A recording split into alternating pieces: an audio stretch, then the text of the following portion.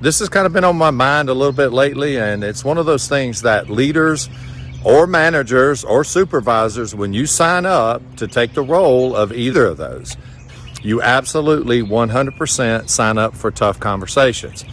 Now, most people like to avoid tough conversations, but the reality is you got to do them.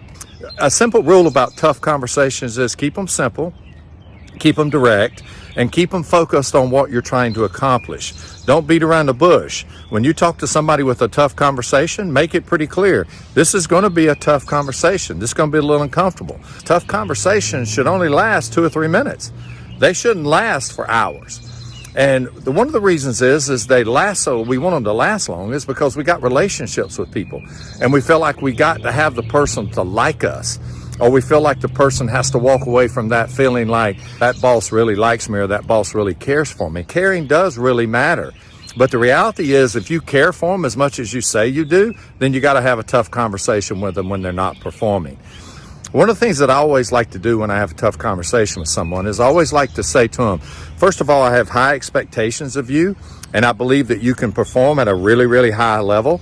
I have expectations that we as a team are going to be better than we are, and I think you really have what it takes to make things work here. But the reality is we've kind of got to stop and take a moment to kind of pause and say, are we really headed in the direction that we need to be headed in? And that gives people the thought process that, well, maybe I really do. They do care about me. They are trying to help me get better. And then it changes the way they kind of see a tough conversation. One of the number one responsibilities of every single leader, absolutely, without question, is accountability. And if you avoid tough conversations, it's going to be really tough to hold people accountable. Now, it doesn't mean that you don't like them. It doesn't mean that you're not trying to help them. It just means that sometimes as a boss, you got to sit down and have a tough conversation.